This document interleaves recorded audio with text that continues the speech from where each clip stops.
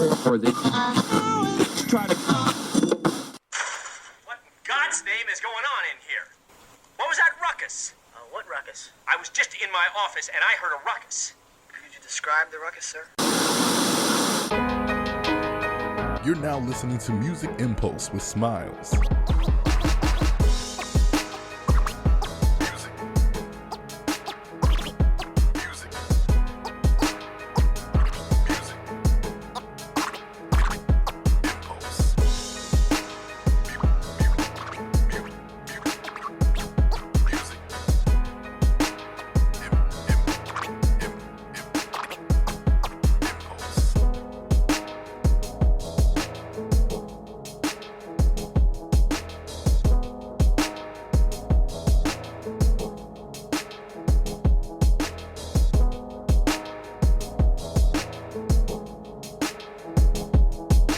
Y'all, it's your boy Smilez, and we back for another episode of the Music Impulse, powered by IR Presents. Shout out to all my guys at the Inaudible Ruckus Podcast Network. And I'm here with my guest, Finesse, rapper, former athlete, record label owner, Super Bowl ring holder, you know what I'm saying? But How you doing, my man? Yeah, I'm good, man. Appreciate you having me, man. Oh yeah, for sure. Yeah. Definitely glad to have you up in the building. So that was a good intro. That was a nice little intro right there. I will say, we ain't gonna talk too much, about your former career, but I will say, when I found out what team you played for, I was hating a little bit, Understandable. Yeah, You're a Cowboys fan, I assume. Yes, and I'm not even from Dallas. I actually grew up in Ohio, but my dad's a Cowboys fan. Followed same thing as a. That's how it goes. Represent your team. Ain't nothing wrong with that. Yeah, when I moved here to Dallas, I found out it was a lot more people who don't like the teteam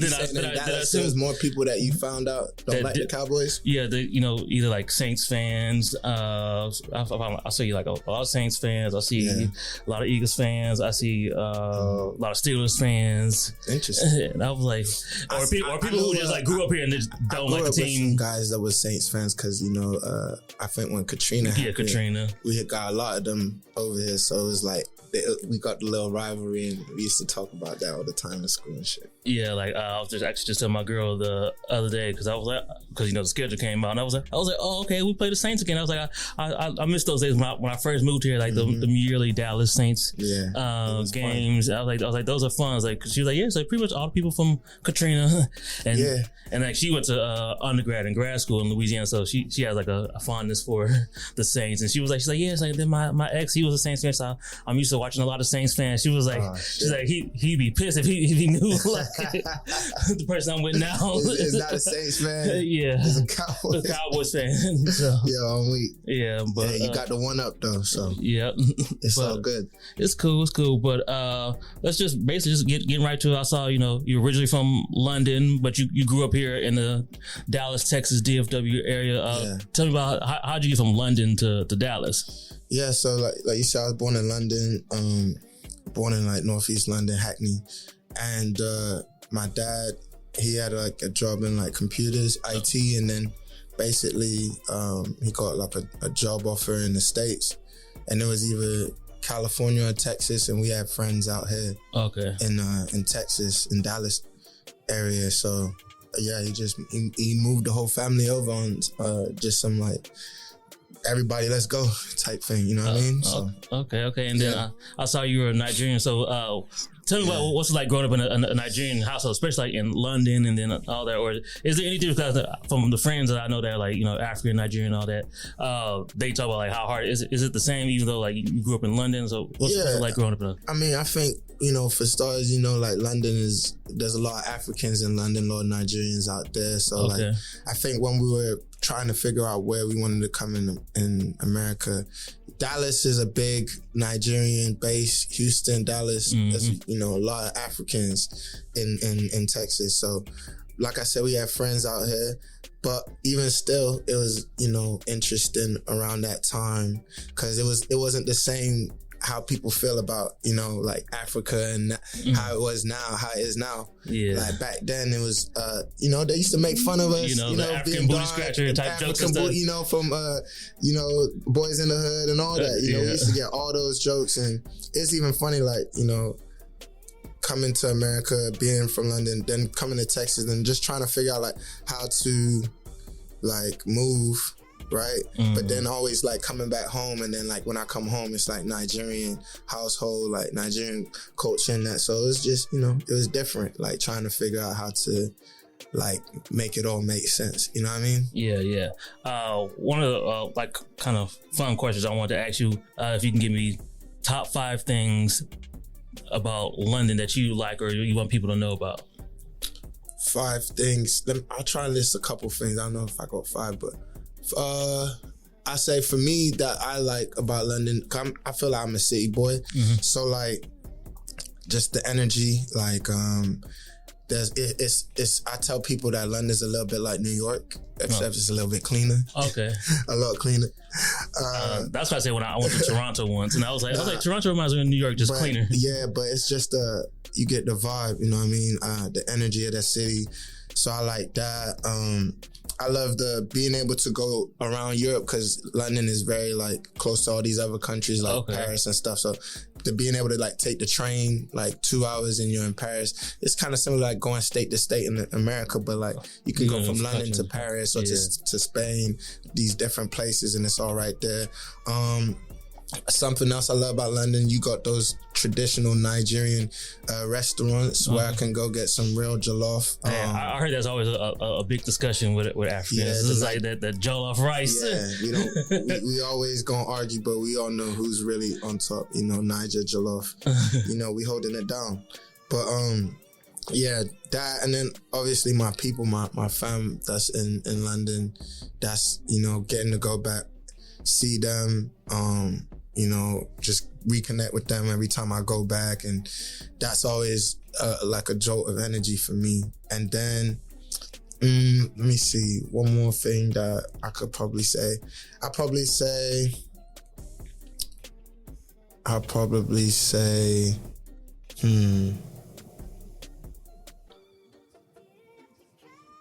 I like shopping in London too. Okay. I like when I go shopping at like Harrods or what's the other one? Westfield. They got one in like Stratford Mall too. Okay. They got like the really nice stores. They be having like dope, different stuff. That's nice pieces. That's not in America. Okay. You know what I'm saying? So I love fashion too. So I be trying to find pieces and stuff when I go over there. Okay, that's dope. That's dope. So also countries, what about Dallas or like the DFW area? Like anything like about growing up in the DFW area? Yeah, I mean, I learned about American football here. Football, that was a big thing, That shit was exciting. And then I think I didn't really know about Mexican food, Tex-Mex. Like that changed my life. I love burritos. I love tacos. I eat those all the time, so I love Mexican food. Yeah, that was different for me. Coming from Ohio, for me. And I don't eat red meat. I haven't eaten red meat since like 2018. But back before that, when I was growing up, man, steak houses, the brisket, you know what I'm saying? Barbecue, Texas barbecue. So yeah, I think like food for sure. Texas is one of them ones. And then what else? I think going out in Dallas nightlife, with my people, hitting the different spots. Even though it's not the same as like, cause I live in Miami now, so I'm a little spoiled on the nightlife scene. But when I was growing up, it was fun, cause I grew up in Plano. But we'll come out to Dallas and go, catch the turn-ups and different vibes and different stuff like that. So. Okay. That's speaking about American football and all that. I saw you're a huge fan of the Arsenal Football Club. Yeah, that's my team. We played today. We was trying to win the league, but it wasn't in our hands. Manchester City. We needed them to lose, and they didn't lose. So we ended up second. Unfortunately, it was a sad day. My heart kind of like hurting right now. I'm a little bit depressed, but I'll push through. And we'll be back next year. Yeah, I'll say it like that. We'll be back. I've only been to one soccer game. It was like a couple years ago.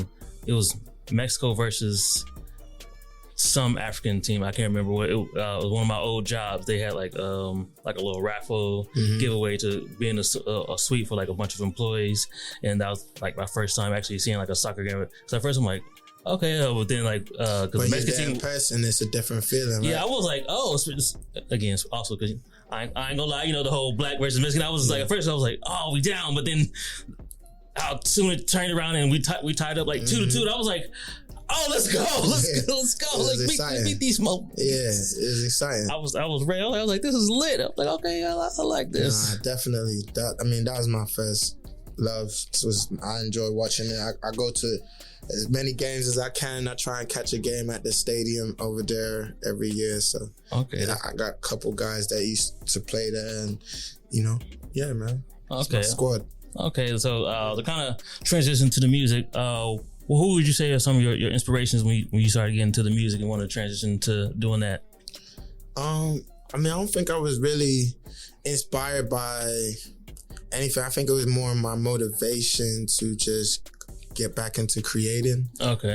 I've always been a creative. Like even when I was younger, I was doing music, like writing in like the notepads and Microsoft Word, writing the raps. Oh yeah. And even I had like the MySpace music profile. I did all that too. I was recording in my boy's crib. So and in college was doing that, recording off the laptop. So I had always been doing like little things, but never like obviously put it out there because I was focused on my career at the time. But yeah, I think it was just like a perfect storm, perfect timing when I got back into it. And I got excited. I think I was just around some of my boys that was in the studio and it was cooking up, and I just was, getting excited about the process. And then I just, go back in, just jump back in, really. Yeah, because I saw your first project, The Motive, came out in 2021. That's during COVID, so I figured that was probably also another reason, because it's like we all stuck at home pretty much for the most part. Right. So that kind of go into it. I think, no, so even still, I had started maybe like I think I stopped in 2019. So I think I started in that fall of 2019. And it was like, okay, during, like you said, 2020, it was just like a lot of downtime. I think a lot of those beats on The Motive is like, some of them are like YouTube beats, some of them are like just scramble. I was really just, trying to find it, trying to, getting back on the bike, you know what I mean? Mm-hmm. And I think through that process of like from 2021 to here, it's been like dope, because it was like getting to find the sound and working with different people now. Like I have like really dope producers like that just kind of like know the vibes, and it's like you get through that to get here. So it was like a dope process, obviously, of like that whole process of building. And even back then I wasn't recording myself like to the point where now I can record myself. Mm-hmm. And that kind of thing. So it's just a process, you know what I mean? Yeah, because I know just from listening to the project, I know like for the most part I kind of got like a London drill type feel aspect, but it's like all the beats was hard and you was flowing and you was doing your thing on it. So what did I feel like finally like getting it out and like, okay, like I'm like for real in it now? Yeah, I think at that time too, like I said, it was a bunch of different vibes. So I wouldn't say like my goal was to put out like a drill kind of vibe. I think some of the vibes on there were like obviously with those kind of beats and stuff. I think my whole purpose was, let me just put something out, get it going, like so I could really just be like, yeah, I'm on it. You know what I'm saying? Like I'm back in, and from there just build off of that. So I think, obviously after putting it out, it's a good feeling to put it out. But for me, it was like, once it was out, it was already like on to the next. Like, how can I continue to get better and like make better music and improve? You know what I'm saying? And shit, I just got back in the lab and just started working. Yeah. Been on that. And then like how you said, you being a creative and you always being creative and just want to get back in it. Was there like any growing pains or anything, like transitioning from a different career, being an athlete to focusing like fully on music, or was it just? Yeah, I think, obviously in any career, you got to go through like the intro period, you know what I'm saying? And, obviously with different things, there are different challenges. And obviously with music, it's just a whole bunch of new challenges that come with that career choice and this path. And, you know, being an artist, it's like you learn a lot of things. And especially, I'll say like one of the biggest things that I believe, and I think a lot of people also, you know, say a lot is like your team that's like your biggest thing. Like if you don't have a great team behind you, you're kind of, you're stuck. You're behind. So I think for me, you know, early I kind of was doing a lot of things, and I was thinking, you know, certain people had best interests, and you know, it's just learning pains, you know, growing pains. You take those lessons and you turn them, you know, into wins. And I just been building off of each lesson, and like I said, every step was to get here. And you know, it's just like different challenges, but I embrace them. Okay. Was there any advice or anything, words of wisdom that anybody has given you since you made that transition? Maybe somebody that's already an artist, or maybe just somebody in the industry or anything in general that just kind of has stood out to you? I think the biggest thing that I get is I get people telling me just keep going. You know what I mean? Just keep going. We see you, like, keep going, like the growth, we see it. Just keep going. I think that's what any artist gotta do. Just keep going, keep pushing, keep being consistent as you can. So that's really what I'm trying to do. Like, just put out dope visuals, dope music, create good energy, and just, you know, vibe. Oh, yeah, for sure. I know like some of the songs that stood out to me was the second track, Berry Side, and you mentioned that you're not really liking the club scene anymore. Is that still true today, or you're just like maybe at the time, or? Yeah, I think that's a funny record, because that's like, I guess, one of my more personal records where I like telling a story a little bit on that one. And yeah, I think it was just like, we was lit, like Miami Nights. Like I said, I done a lot. I done did it all, you know, seen it all. Miami Nights movies. So I won't say like I'm burnt out. You know, I just kind of, I guess I was saying it in like, it ain't nothing new to me type thing. You know what I mean? But my whole thing is that was another chapter of my life that I was kind of rapping about. That was back when I was doing the sport. So now I'm in my other chapter. You know, I'm in my new dream, and I'm excited to create new memories and energy on this side. You know, when I'm out, it's like a different vibe now. Like, it's on the goal of, let's see what the vibe is, you know, with the music and that type of thing. So it's just different now. Oh yeah, for sure. So you talk about how it's important to have a team and everything. I saw you got your label, MBF World. Can you explain that a little bit? Yeah, Natural Born Finesse. Right now, obviously, I'm working indie, so pushing everything, all the visuals, all the music, everything just off my back and my team's back. You know what I'm saying? So right now, we just working, pushing that MBF World, MBF, and you know, we'll see what happens as we continue to grow it. You know, I got like dope producers, dope people that I collaborate with, and you know, as it continues to grow, you know, I'm excited to see what MBF World ends up looking like in a few years. You know, hopefully, you know, start signing your own artists and things and whatnot, because especially nowadays, again, with creativity, you could be signing your own producers, singers, other rappers, maybe even branch to, you know, anything else. Like, facts. You'd be like, hey, I might sign my own athletes to, like, you know, management deals or whatnot, because again, you already have like that experience and you in it and everything. So you could be like, hey, I can show you the ropes and whatever and whatnot. You never know. Nah, yeah, the possibilities are endless. Yeah, the sky's the limit with everything. It's the limit for sure. So I saw that your single Serena that you dropped last year, you know, and kind of, I guess, where the inspiration come for that? Because from seeing in the cover, you know, Serena Williams and all that. So where the inspiration come for that joint? I saw it had like 1 million plays. Yeah, so that one actually did good when it dropped. It got I think like top 5 on Amazon and top 10 on Apple when it dropped.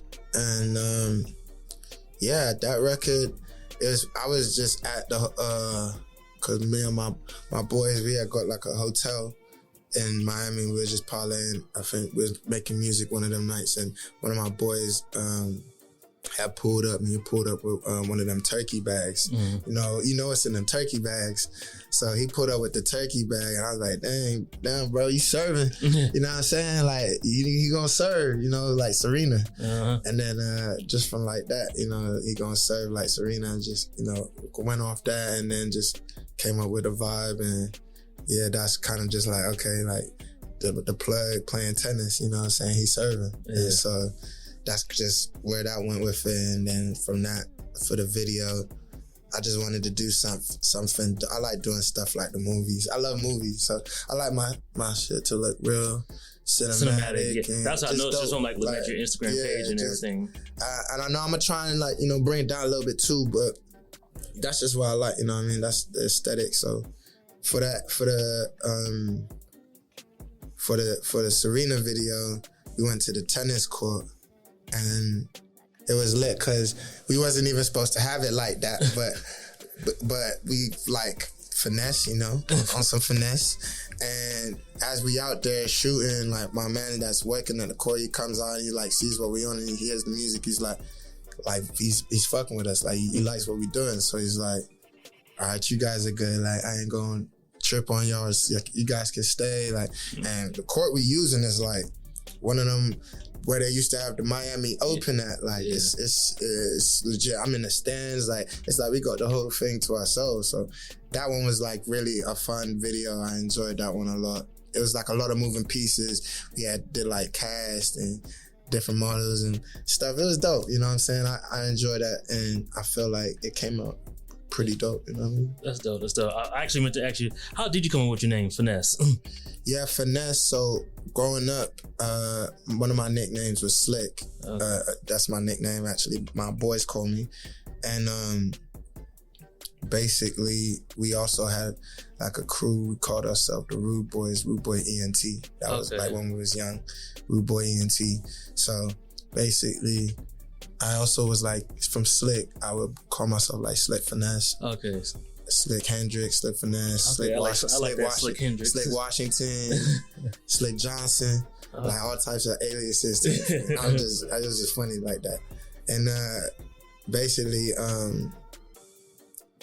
we just went with, or not even. Hey, what's up, y'all? It's Neezy here. I wanted to make sure that y'all go and get your Naturally Nay Instant Moisture Duo. That's right, this Instant Moisture Duo can be used on braids, locks, twists, beards, and all of your natural hair. The moisturizer is all natural ingredients. One of our key ingredients, aloe vera. Aloe vera is really great for your scalp. And our oil blend is a mixture of the best oils that you can use to promote hair growth and give your hair a good shine and overall just a natural glow. So you're getting 2 amazing products. Make sure you go to inaudibleruckus.com/naturallynay. And also you can follow us on Instagram at naturally_nay, NAEE.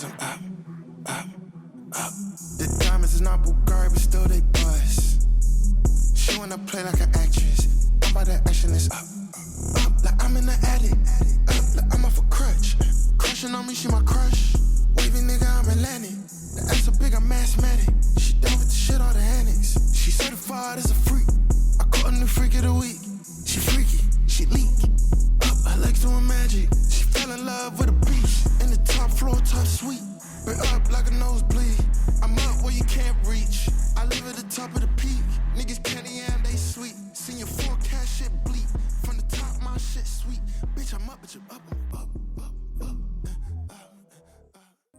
I changed my IG, I think, from my sports stuff.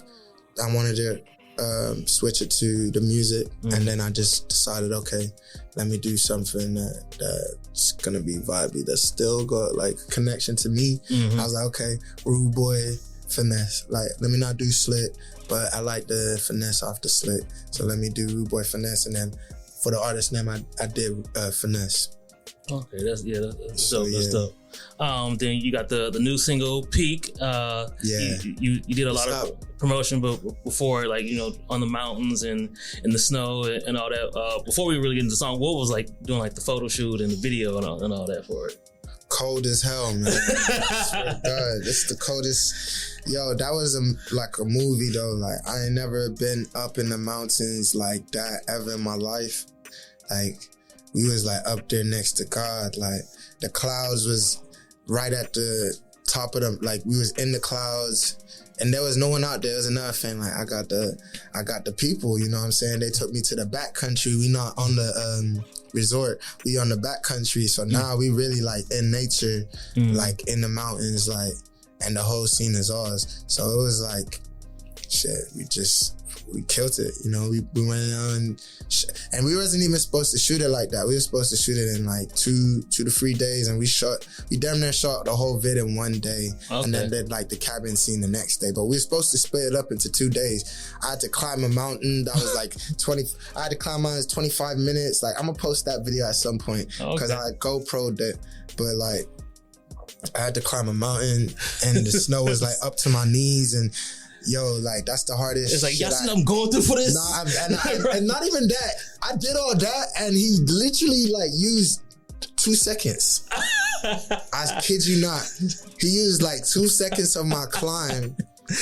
He used like 2 seconds of my climb for the vid. And I asking him as we putting the video, like as we coming with the draft, I'm like, so you're not going to add like more of my climb through the video, or just like tease my shit? Like, I was climbing, bro. And he's like, nah, you gonna tell it here and go on to, I'm like, oh, well, damn. I'm gonna have to make sure that footage get out there though, cause I ain't climbed for no reason. That climb was serious for the video. Especially as cold as it sounds like. It was they say the altitude. Yeah, okay. The altitude was it's hard to breathe. So I couldn't breathe.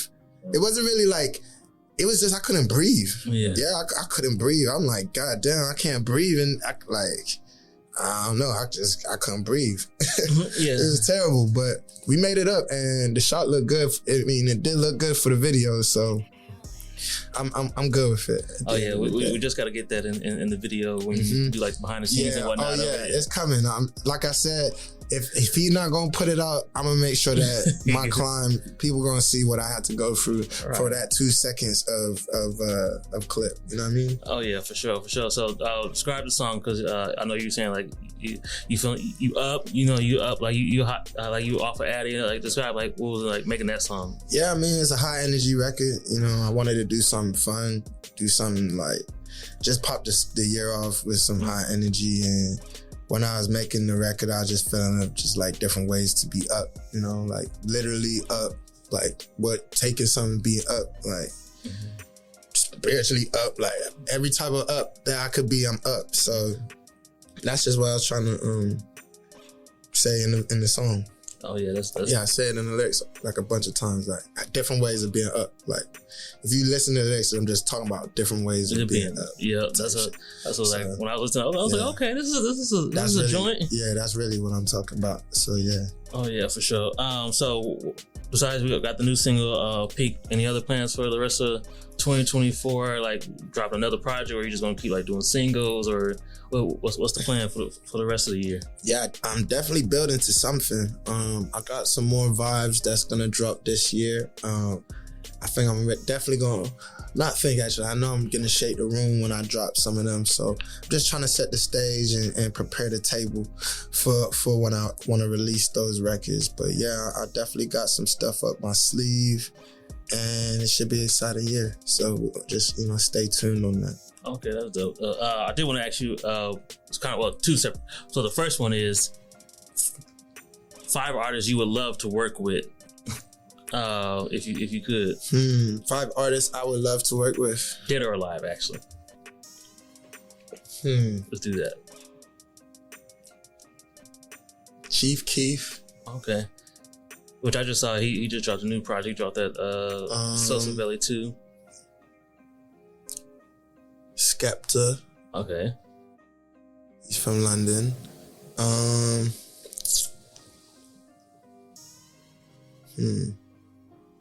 Thames. Oh yeah. That'd be hard.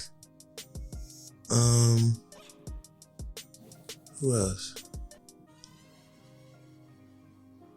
Sampha. Okay, I really like Sampha. And Ty Dolla $ign for the younger me. Okay, yeah.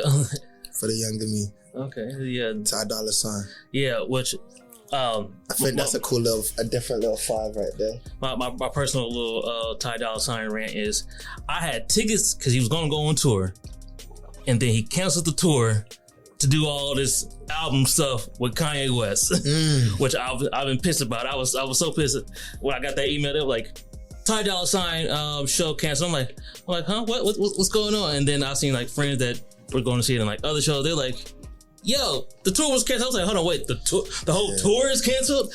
I was like, what is going on? I was like, the one time I was ready to go see Ty Dolla $ign. They pushed the red button. Everybody got to come home. Yeah, I was like, dang it, man. I was so pissed. I was like, I've never seen Ty. I was excited. Like, I'm about to go see this show. Like, I'm about to turn up, see Ty Dolla $ign. Yeah, facts. And then, especially then again working with Kanye, they keep pushing all these projects back. I'm like, the music is fire, but come on, y'all said we should have had all 3 projects by now. Because I'm trying to go see Ty Dolla $ign go on tour. So we're gonna see when that happens. So if you talk to him anytime soon, let him know. At least do the Dallas show. We need to come to Dallas. Yeah. Say that. Yeah, man. But the other question I was gonna ask: 5 London artists that you think that people should check out if they haven't. 5 London artists: Unknown T, Potter Paper. Who else? Nems. What's that? How many is that? That's 3. 33. Yeah. Heady. I mean, he's known, but Heady 1. Gotta listen to him. And there's one more. Oh yeah, K-Trap. K-Trap, innit? Okay. K-Trap. Okay. Yeah. Okay. I'll put them in there. Oh, let's see. What was my other stuff? So, not really speaking of, but I guess what are some like former teammates or people you play with? How have they kind of like taken to your music or anybody like? Oh yeah, I mean, like I said, when I tell you that the people that's like keep going, it's a lot of those people, you know, from my past career that are just like, we see what you on, keep going, like we fucking with it, like just keep going, keep pushing. So you see that, you know, obviously like it's good, you know, you want to have respect and people, you know, obviously be, you know, pushing you to get better. So that's how I look at it. It's just like I see, you know, all the engagement and people like commenting and liking, and certain people I don't expect to. I'm like, okay, so they tapped in. Like, okay, it just be like, okay, different people are tapping in. Just keep going. You know what I mean? You just gotta keep pushing. Okay, that's dope. So what else did I want to ask you? Oh, a little bit more about soccer. You're football. Did you play that growing up? Yeah, yes. That was like I said, that was my first love. I actually almost went pro in that because my dad at the time, he was doing FIFA agent. He was a FIFA agent. Okay. So I was like 14 or 15, and I was doing football and soccer at the same time. And then it was like the high school coaches was like, we need you for football. And then my travels team was like, we need you for this. And then it was just like, pick one. And I chose football, but damn, it would have been nice to be a striker for Arsenal. I wouldn't have minded that. Actually, I don't know if are you in the anime? I do. I do Hey, like anime. I actually just watched it, and I actually watched it twice. That's how much I liked.